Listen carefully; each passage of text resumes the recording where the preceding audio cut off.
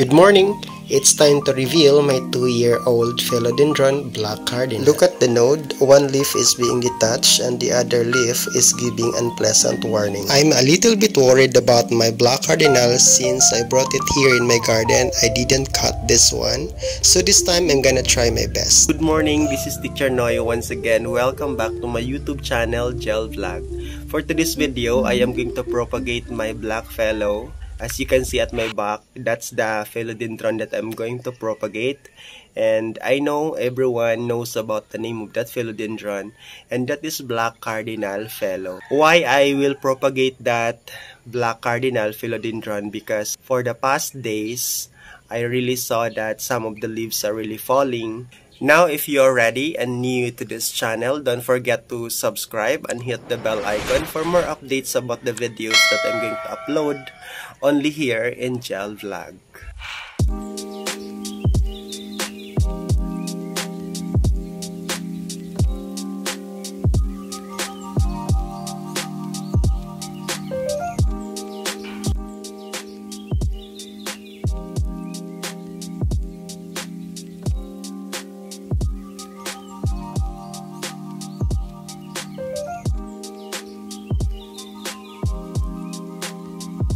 I cut this one year, 2021, exactly this year, 2 years na ito, nag-stay sa garden.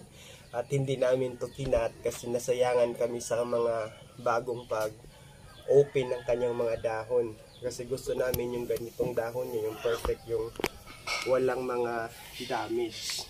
Kumbaga sa market, kapag perfect yung mga dahon, mas mahal. Kumpara nito guys, yung hindi maganda yung pagka-open ng dahon, may mga damage ng konti. Ganito siya for 2 years. So, we will start cutting it. Mas gusto ni black cardinal yung makasilong siya sa mga shaded na mga area. At yung soil naman, wala naman siyang problema kapag loam soil yung gamitin mo. Pero siguraduhin mo lang talaga guys na will draining yung pot niya. Kasi sa pot, doon mag-stay kasi yung tubig. Kapag will draining yung pot na gagamitin mo at maganda yung soil mix mo, maganda rin yung tubo ng cardinal mo. At para sa mga beginner, even yung mga matagal na nag-alaga, additional tip ko lang, ang cardinal kasi guys, limit siya magbigay ng mga aerial roots kahit tataas na doon sa taas. Nagpo-focus yung mga roots niya dito sa pinakababa. Kaya guys, kapag may makita kayo, 2 o 3 roots na stable, i-cut nyo yung cardinal. Sayang kasi guys ng kanyang time na kung hindi nyo siya i-cut. Matagal kasi siyang lumaki. Paka-slow grower ng philodendron na ito. At gusto nito guys yung coco peat at rice hull. Yun yung napansin ko talaga sa pag-alaga sa kanya.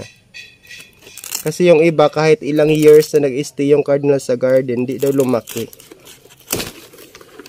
Ayan. At bakit namamatay yung mga cardinal kapag i-propagate minsan? Kasi yung juice niya guys, looks like a grape juice. Ito siya.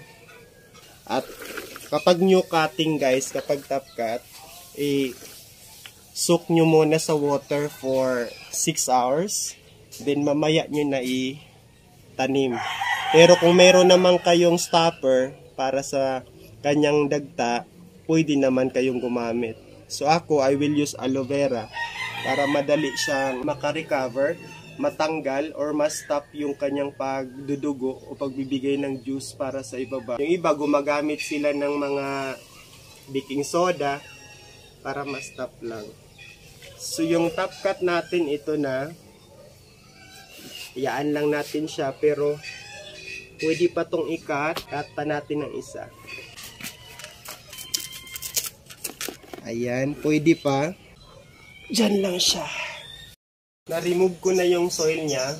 Tinanggal ko na lang guys kasi may napansin ako sa mga soil niya na maraming mga waste. It seems like na may mga worms na meron talaga. Babalik ko siya sa pot niya kasi maganda yung white. At nabutasan ko na ng marami. Kulang pala sa butas itong pot na ito. Kaya yung plant, ganun yung nangyari. So yung kanyang wounded part, butasan muna natin bago natin lagyan ng aloe vera. So mag-cut ka lang ng aloe vera. Maraming benefits ito. I-flash ko sa screen.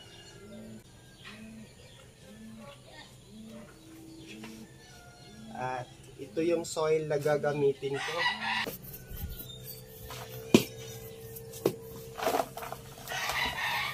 Tip ko din kapag mag-cut kayo ng top cut, i-include nyo yung pinaka-stable talaga or matured na A-root. Kahit isa, pwede rin dalawa, para yun yung mag-support sa life ng plant for the recovery period. Kasi kapag ito yung aasahan natin, yung mga bagong roots niya, hindi tayo sure. Dapat may kasamang matured.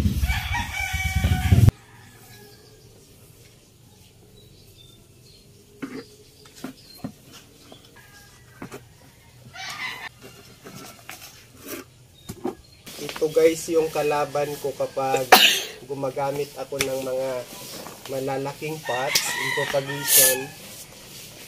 Hindi ako nakakasave ng soil na marami kasi kailangan mo dagdagan yung lupa. Nag-a-up kasi yung top cut, so kailangan habulin yung pinaka-base niya para tin yung elevation ng kanyang positioning. Hanggat na reach na ng soil, okay na yung plant.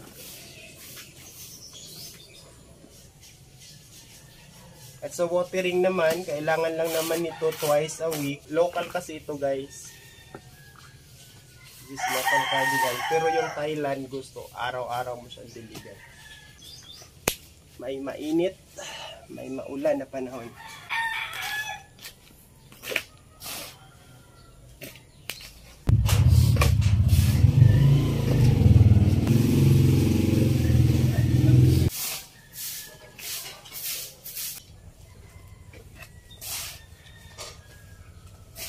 Kapag mga bagong propagate na mga cuttings, top cut, once a week lang diligan for 1 month. Yun yung requirement niya na base sa experience ko and observation. Huwag too much para hindi mag-rot. Lastly, kapag ganito, bago natin sila na-cut, huwag natin i-expose sa direct sunlight. Iwasan natin yan para hindi sila ma-stress ng too much. I suggest ilagay nyo sa mga lilim na lugar, yung mga lugar na may mga puno o may mga giant na mga halaman na nakakasilong sila ng maayos. Expect for 3 weeks or 4 weeks, meron na yung lalabas na bagong pop niya. Then ito, expect lang natin ito 1 week or 2 weeks may dahon na sa baba maglagas o mahuhulog pa. So that's all for today guys about my gardening episode in propagating and planting about philodendrons. So don't forget to subscribe to my YouTube channel and kindly share also this video para makatulong tayo sa mga beginners na nagko-collect ng plant at nais maka-learn ng mga tips about propagation of black cardinal. So thank you for watching. That's all for today.